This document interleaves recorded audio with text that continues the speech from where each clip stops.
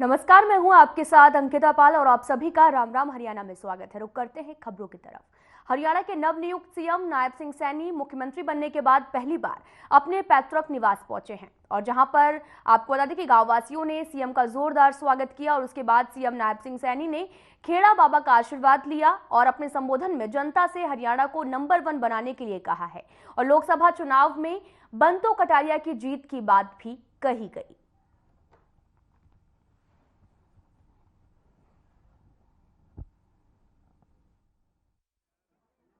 कई दिन से सोच रहा था कि नगर खेड़े के दर्शन किए जाएं।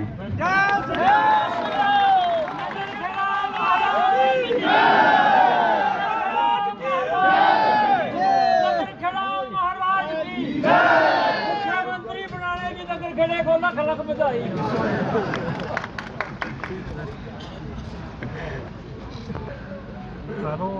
हमारी कैबिनेट के नवनियुक्त मंत्री आदरणीय सिंह गोयल जी और हमारे दूसरे, मैं पहले भी आप लोगों को बताता रहा हूं कि आज जब आपने यहां से कुरुक्षेत्र मुझे भेजा था तो सारी चिंता अगर किसी ने मेरी की थी तो सुभाष सुधा जी थे, इन्होंने चिंता की। ये कैबिनेट में हमारे मंत्री हैं और हमारे बीच में हमारे इस क्षेत्र से जिन्होंने चुनाव लड़ा, सुरेंद्र राणा जी, जिला के हमारे अध्यक्ष मनदीप राणा जी, हमारे तीनों मंडलों के अध्यक्ष बांकाराम जी, बलकार सिंह जी, मंगूराम जी कंजाड़ा, और ये इतना आशीर्वाद और प्यार जो आप लोगों का मिल रहा है, मैं दोनों हाथ जोड़ करके सिर नवा करके आप सबको प्रणाम करता हूं।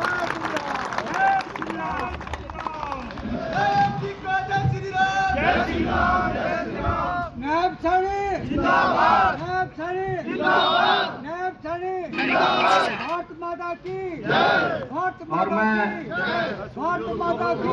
आज एक बात और आप लोगों के बीच में कर रहा हूं।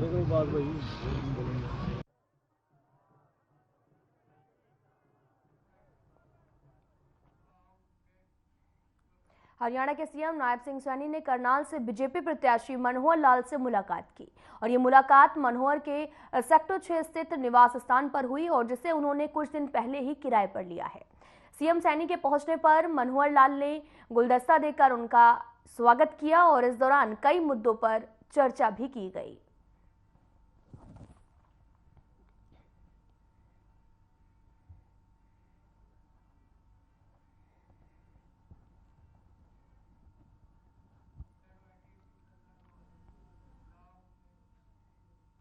हरियाणा के पूर्व सीएम और करनाल से लोकसभा उम्मीदवार मनोहर लाल करनाल के आपको बता दें कि पार्टी कार्यालय कर कमल पहुंचे हैं, जहां पर उन्होंने चुनाव प्रचार को लेकर पार्टी पदाधिकारियों के साथ मीटिंग की। मनोहर लाल ने कहा कि हमारे लोकसभा चुनाव का प्रचार करनाल के घरौंदा से शुरू हो चुका है और वो एक सफल कार्यक्रम रहा।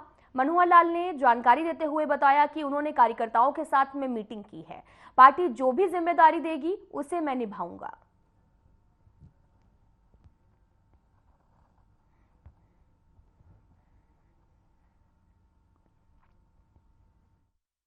क्योंकि हमारा लोकसभा का चुनावी अभियान गोंडा से शुरू हो चुका है और बहुत एक सफल कार्यक्रम, जैसे आपको पता है कि वहाँ गोंडा में हुआ था, और उसके बाद आज मैं पहली बार हमारा जो लोकसभा चुनाव कार्यालय है यहाँ आया हूँ।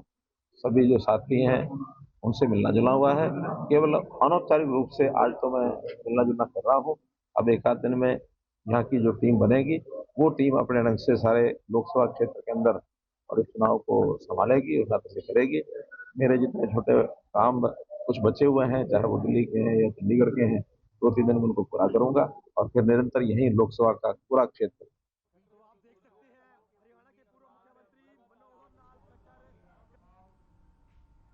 आईबी के इनपुट के आधार पर हरियाणा के दिग्गज नेताओं की सुरक्षा को टाइट किया गया है। पूर्व सीएम और करनाल से लोकसभा प्रत्याशी के साथ में Z+ सिक्योरिटी रहेगी। संत कबीर कुटीर आवास को छोड़ने के समय से ही मनोहर सरकार के साथ Z+ सिक्योरिटी तैनात है और इसी के साथ सीएम नायब सिंह सैनी और राज्यपाल बंडारू दत्तात्रेय के साथ में भी Z+ सिक्योरिटी रहेगी।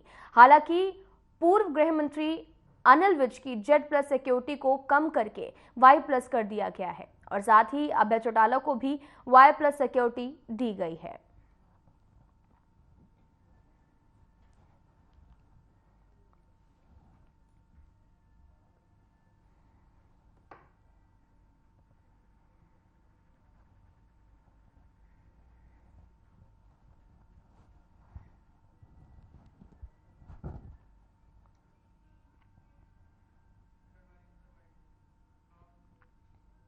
हरियाणा के पूर्व गृह मंत्री अनिल विज ने ट्वीट किया जिसमें उन्होंने कहा कि कुछ तो है कि हस्ती मिट्टी नहीं हमारी, सदियों रहा है दुश्मन और दौरे जमा हमारा। जब इस ट्वीट के बारे में उनसे पूछा गया तो आपका इशारा किस तरफ था, तो उन्होंने कहा कि इशारा किसी और नहीं, ये तो उस वक्त का देशभक्ति का गीत है जब हमारा स्वतंत्रता संग्राम चल रहा था। वहीं उन्होंने सोनिया गांधी द्वारा इलेक्टोरल बॉन्ड पर भी दिए गए बयान पर तीखी प्रतिक्रिया दी। हरियाणा के नवनियुक्त सीएम नायब सिंह सैनी ने अपने बयान में पूर्व गृह मंत्री अनिल विज को अपनी पार्टी का वरिष्ठ नेता बताया और कहा कि मैं उनके पास जाऊंगा और उनका आशीर्वाद लूंगा। सवाल उठाए, पहले अपना तो बताएं। ये जो इंडी है पार्टी, इन सारों का जमा करके देखो इनको कितना मिला है और बीजेपी का कितना मिला है।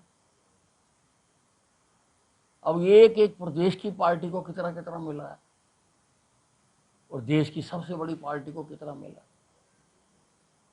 पहले देखना चाहिए और अपना बताना चाहिए। पहले अपना बता दें फिर दूसरों का पूछें। नहीं है, इस मामले में तो जो कार्रवाई होगी वो होगी।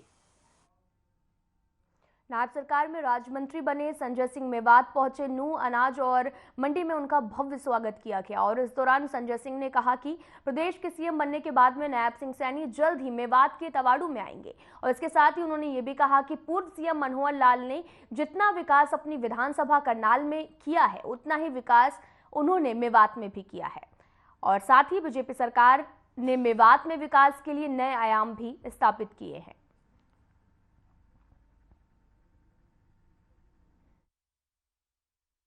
वो कार्यक्रम है, क्या कहेंगे?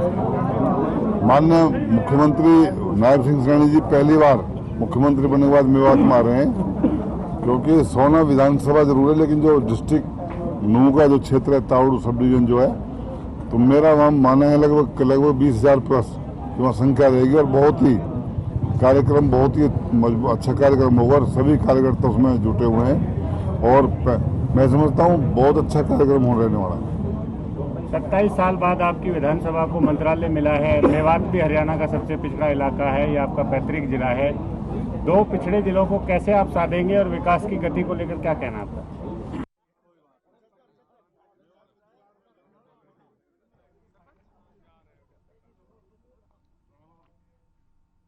लोकसभा चुनाव को लेकर पूरे प्रदेश में 16 मार्च से आदर्श आचार संहिता लागू हो चुकी है। हालांकि कैथल में सड़कों पर लोकसभा प्रत्याशी और राजनीतिक दलों के प्रचार प्रसार वाली गाड़ियां दौड़ती हुई नजर आ रही। बड़े बड़े होर्डिंग के साथ में जनता को मोहित करने के लिए स्लोगन भी लिखे हुए हैं।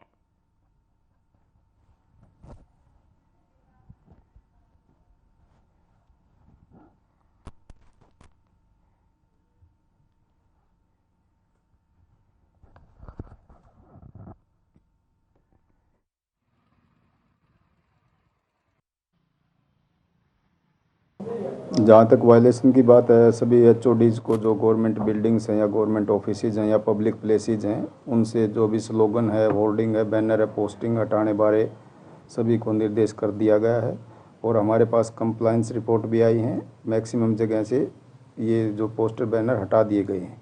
फिर भी हमारी टीम सक्रिय हैं। गाँव के स्तर पर BDO साहब अपनी टीम के साथ सक्रिय हैं और शहर में ईओ और सेक्रेटरी, ये दोनों लगे हुए हैं और कोई भी किसी तरह का नियम, इसकी मॉरल कोड ऑफ कंडक्ट की वायलेशन नहीं होने देंगे।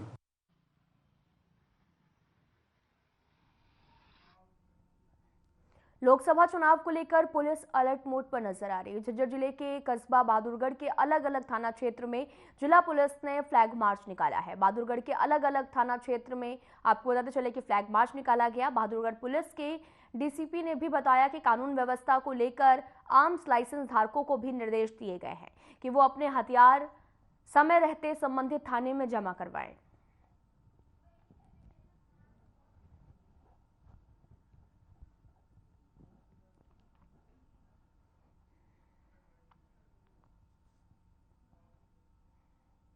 खबर पलवल से है, जहां पर तुला अस्पताल के डॉक्टरों ने अपनी मांगों को लेकर हड़ताल की है और पिछले लंबे समय से सैलरी न मिलने के कारण डॉक्टर अब हड़ताल पर बैठ गए हैं।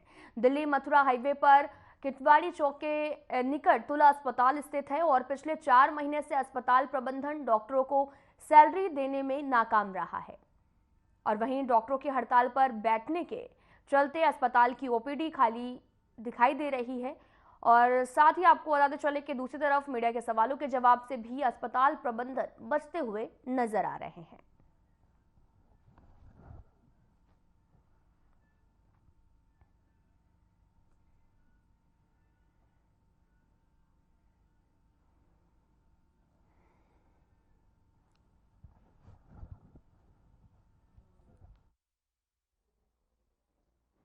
ऐसा है सौरभ जी, आप जानते हैं तुला हॉस्पिटल यहाँ का एक नया हॉस्पिटल है, बड़ा हॉस्पिटल है। जब कोई बड़ा वेंचर खुलता है, कोई बड़ा बिजनेस होता है, कहीं ना कहीं फाइनेंशियल्स ऊपर नीचे हो जाते हैं। और ऐसा इतना बड़ा यहाँ पे कोई ऐसा फाइनेंशियल्स भी ऐसा नहीं है कि बहुत लंबी चौड़ी इनकी सैलरीज रुक गई हैं। जनवरी की और फरवरी की सैलरी है, ठीक है, वो आश्वासन इनको है कि 2-4 दिन में हम लोग सैलरी कर रहे थे, लेकिन इन्होंने क्या काम किया, इन्होंने एकदम से स्ट्राइक कर ली। हॉस्पिटल में जहाँ पे पेशेंट एडमिट हैं, आप एक बार जाके पेशेंट की बाइट भी लेके आना। जो पेशेंट सफ़र किए हैं, इन्होंने खुद तो रुके, ये बाहर कोई मेडिकल ऑफिसर आने की यहाँ कोशिश कर रहा था, उस मेडिकल ऑफिसर को भी रोकने की कोशिश करी। मामला ये है जी, दिवाली से ही लगातार हमारी सैलरी रोकी जा रही है। अस्पताल प्रबंधन के द्वारा हम लगातार अपनी डिमांड रख रहे हैं, हमारी सैलरी दो, लेकिन हमें सैलरी नहीं दी जाती। कभी कहते हैं 10 दिन में दे देंगे, कभी कहते हैं 20 दिन में दे देंगे। सारा स्टाफ पैनिक है। कई बार परिस्थिति विपरीत हुई है, घर में परेशानी है, बच्चे बीमार हुए हैं, लेकिन सैलरी की कोई मदद नहीं मिलती है। अब हालात ये है कि जो गरीब हैं, जीडीए, हाउसकीपिंग, ऐसे घरों में राशन तक नहीं है। हमारे पास यहाँ आने के लिए किराए तक खत्म हो गए। कर्मचारियों की बात करते हो, कितने कर्मचारी हॉस्पिटल में कार्यरत है? हमारे पास जो लीगल आईडी है, हमारे एम्प्लॉय आईडी है, वो 271 की है। इसमें से लमसम 10-20 आप ऐसे मान सकते हो जिन्होंने रिजाइन दे दिया होगा। और ये नवंबर के बाद हमें किसी प्रकार का कोई भी वेतन नहीं दिया गया। बस वेतन के नाम पर झूठे आश्वासन दिए गए हैं, झूठी तारीखें दी गई हैं। कभी 20 तारीख, कभी 25 तारीख, इस हिसाब से हमें गुमराह किया जा रहा था 4 महीने से। अगर आज हमने जो आवाज उठाई है, ये भी इस वजह से उठाई है कि आज आश्वासन देना भी बंद कर दिया हमें। तो 15 दिन पहले भी आपने धरना दिया था, गेट बंद कर दिए थे।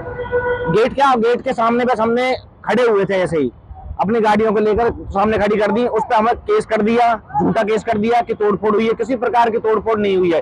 पूरा स्टाफ हमारा यहीं पे, किसी प्रकार की तोड़फोड़ नहीं। चोरी का नाम लगा दिया है, कोई चोरी नहीं। जो जिन्होंने पहले किया था उन्हें आज भी उनकी FIR इन्होंने करा रखी है।